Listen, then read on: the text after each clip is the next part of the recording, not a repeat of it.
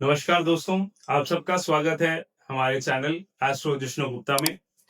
दोस्तों, आज हम आपके लिए लाए हैं वास्तु के अंदर एक केस स्टडी जिसके अंदर एक घर को वास्तु कंप्लाइंट बोलकर बेचा गया, पर वहां पर वास्तु की इतनी बड़ी मिस्टेक्स थी जिनके कारण वहां पर रहने वाले लोगों के बीच में आपसी सामंजस्य घटा, प्रेम घटा।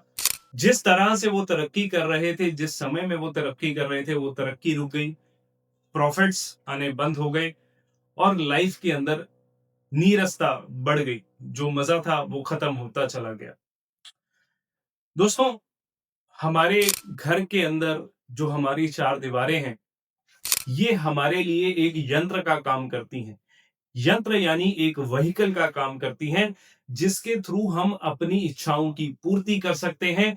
अपने सभी पुरुषार्थ जो हैं, उन्हें हम पूरा कर सकते हैं।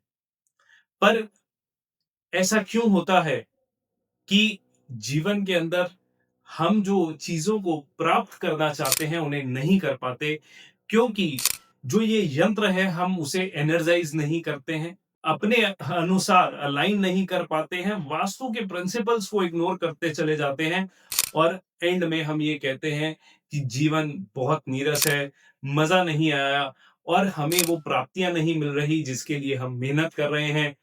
तो जीवन के अंदर एक नई उमंग अगर आप पाना चाहते हैं तो वास्तु को फॉलो करना आपके लिए बहुत ही इंपॉर्टेंट है। पर फिलहाल हम डिस्कस करते हैं इस केस स्टडी को। तो जब क्लाइंट हमारे पास आए तो क्लाइंट्स ने हमें बताया कि उनकी आपस में रिलेशनशिप के अंदर ट्रबल्स आ रही हैं, बात डिवोर्स तक जा रही है, जबकि ये दोनों पति पत्नी आपस में एज सच कोई वैर नहीं रखते हैं, कोई द्वेष नहीं रखते हैं, बस मन मुटाव सा है और आपस में लगाव खत्म हो चुका है। तो मैंने इनसे पूछा था कि क्या आपके साउथ वेस्ट में कोई वॉशरूम या किचन तो नहीं? तो इन्होंने बड़े कॉन्फिडेंटली मुझे बोला, नहीं हमारे साउथ वेस्ट में तो बेडरूम है। तो मैंने कहा, ऐसा आपकी बातों से नहीं लग रहा। तो चलिए आपके घर चलते हैं, जाकर एक बार वास्तु का मैप ड्रॉ करते हैं और डायरेक्शंस को प्लांट करते हैं। दोस्तों, जब हमने वो डायरेक्शंस को प्लांट किया तो उनकी आंखें फटी की फटी रह गई, क्योंकि जो वादा करके उनको ये घर बेचा गया था कि ये वास्तु ऑस्पिशियस, वास्तु कंप्लायंट घर है, एक्चुअली वो नहीं था। आप खुद देखिए कि जब हमने इन डायरेक्शंस को प्लांट किया तो हमने सबसे पहला जो पॉइंट उनके सामने रखा वो यही था कि यहां पर साउथ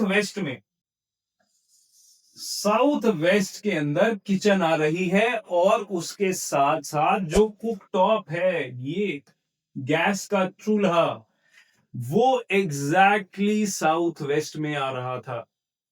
तो उसके कारण क्या हुआ कि उनके रिलेशनशिप्स में हीटेड आर्ग्यूमेंट्स बढ़ गए कि मैं ही सही हूं, ईगो क्लैशेस आने शुरू हो गए।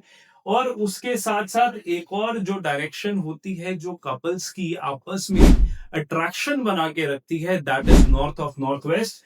तो आप देख सकते हैं कि ये north of north west zone के अंदर एक बाथरूम, टॉयलेट सीट आ रही है। ये दो मेजर कारण बने कि इनके रिलेशनशिप में ट्रबल्स आई।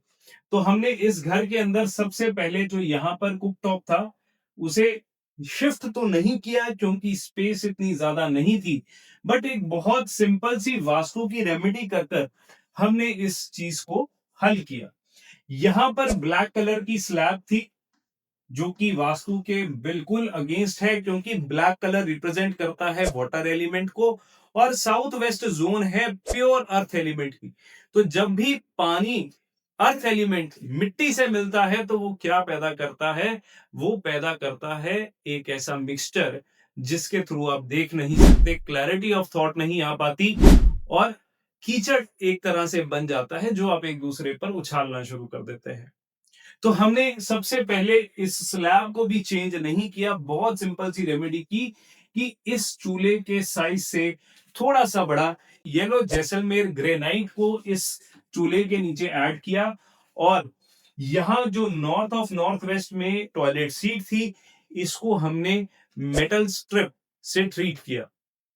ये 2 ट्रीटमेंट करने के बाद हमने कपल को कहा कि आप थोड़ी देर वेट कीजिए, चीज़ों को इफ़ेक्ट लेने दें और आप मेरा यकीन मानिए within 2 months they were back together just like a newly wed couple.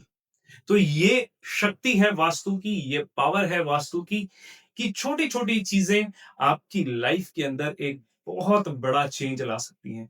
तो अगर आप भी वास्तु के ज्योतिष के बारे में कुछ भी जानना चाहते हैं तो आप हमारे इस चैनल को फॉलो, सब्सक्राइब करना मत भूलिएगा और इस वीडियो को लाइक करना मत भूलिए क्योंकि ये वीडियो आप अपने उन फ्रेंड्स के साथ शेयर कर सकते हैं जो मैरिटल डिस्कॉर्ड से गुजर रहे हैं।